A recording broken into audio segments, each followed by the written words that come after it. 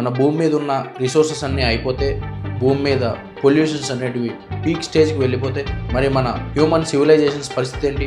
Humans వేరే గ్రహాలకు వలస వెళ్ళాలా? ఈ భూమి మీద పరిస్థితులు బాగాలేకపోతే మరి వేరే గ్రహాలకు వలస వెళ్ళే ప్రాసెస్ని ఎవరు ఇనిషియేట్ చేస్తారు?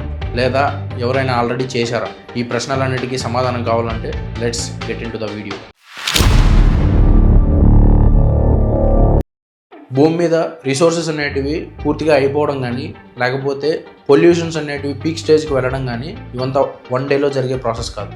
ఇది గ్రాడ్యువల్గా జరిగే అవకాశం ఉంది కొన్ని సంవత్సరాలలో.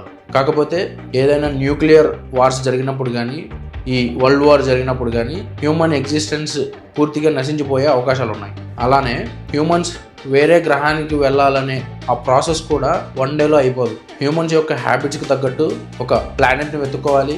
ఆ ప్లానెట్ దగ్గరకు రీచ్ అవ్వాలంటే మనకు కావాల్సిన మెషినరీని డెవలప్ చేసుకోవాలి. అంటే రాకెట్స్ కానీ, స్పేస్ స్టేషన్స్ కానీ అలాంటివి. ఒకవేళ మనకు ఏదైనా ఒక ప్లానెట్ దొరికి మనం ఆ గ్రహం మీదకి వెళ్ళగలిగే మెషినరీ ఉన్నప్పుడు ఆ ప్లానెట్లో ఉన్న రిసోర్సెస్ని ఎక్స్ట్రాక్ట్ చేసుకొని హ్యూమన్స్కి తగ్గట్టు ఆ ఎన్విరాన్మెంట్ని కన్వర్ట్ చేసుకోవాలి.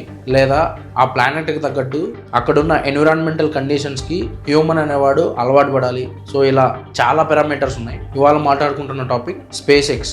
ఈ స్పేస్ ఎక్స్ యొక్క మెయిన్ గోల్ ఏమరా అంటే హ్యుమానిటీని మల్టీ ప్లానెటరీ స్పీసీస్గా డెవలప్ చేయడం. అంటే మనిషి వేరే గ్రహాల మీద కూడా బ్రతికేటట్టు చేయడం. దానికి ఇనీషియల్ స్టెప్గా మార్స్ పైన ఒక చిన్నపాటి కాలనీని డెవలప్ చేసి దాంట్లో మనుషుల్ని బ్రతికేటట్టు చేయడం దీని ఇనీషియల్ గోల్. సో ఈ స్పేస్ ట్రావెల్ కోసం ఒక గెయింట్ స్టార్షిప్ని బిల్డ్ చేయాలని చెప్పి ట్రై చేస్తుంది. అంటే మార్స్ పైకి కొంతమంది మనుషుల్ని వెళ్ళగలిగేటట్టు, అలానే మార్స్ పైన ఒక కాలనీని బిల్డ్ చేయడానికి కావాల్సిన మెటీరియల్స్ని క్యారీ చేయగలిగేటట్టు ఈ స్టార్షిప్ని పెద్దగా బిల్డ్ చేయబోతుంది. ఇప్పటికే ఈ స్పేస్ ఎక్స్ కొన్ని మైల్ స్టోన్స్ను దాటి ఈ స్పేస్ రాకెట్ టెక్నాలజీలో ఎన్నో ఇన్నోవేషన్స్ చేసింది.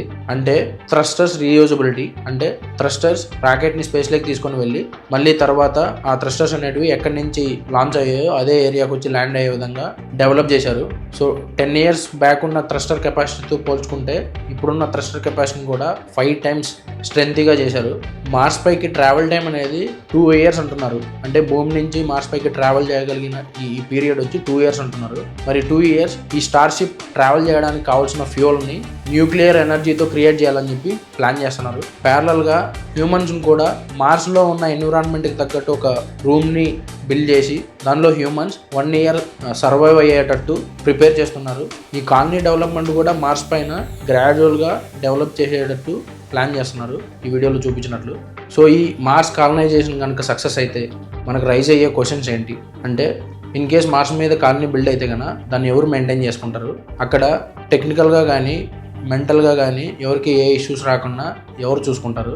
ఒకవేళ అలాంటి ఇష్యూస్ వస్తే కనుక అక్కడ ఎవరు మిగలరు. ఎందుకంటే ఈ కాలనైజేషన్ అనేది టోటల్గా జనరేటివ్ ఆక్సిజన్ పైన డిపెండ్ అయి ఉంటుంది. ఏ చిన్న టెక్నికల్ గ్లిచ్ జరిగినా కూడా అక్కడ ఉన్న వారు మొత్తం పోయే ఛాన్స్ ఉంది. వీటన్నిటిని దాటుకొని మనం సక్సెస్ అవ్వగలిగితే ఈ మల్టీ ప్లానెటరీ స్పీసీస్ అప్గ్రేడ్ ప్రాసెస్లో ఇది ఒక పెద్ద మైల్ స్టోన్ కింద కన్సిడర్ చేయొచ్చు. దీని తర్వాత మామూలుగా మన ఊర్లలో పెద్దోళ్ళు చెప్తున్నట్లు మావాడు అమెరికాలో జాబ్ చేస్తున్నాడు, జపాన్లో జాబ్ చేస్తున్నాడు అని చెప్పి ఇప్పుడు మాట్లాడుకుంటున్నాం కదా. అలానే ఫ్యూచర్లో మా వాడు మార్స్ మీద జాబ్ చేస్తున్నాడు, లేకపోతే ఇంకో గెలాక్సీలో ఉన్న ప్లానెట్ మీద జాబ్ చేస్తాడని చెప్పి మాట్లాడుకుంటారు. So expect the best and keep moving. So ఈ స్పేస్ ఎక్స్ రిలేటెడ్ డీటెయిల్స్ కనుక మీకు ఇన్ఫర్మేటివ్ అనిపిస్తే కనుక please do like, share and subscribe. Thank you for watching. జై హింద్.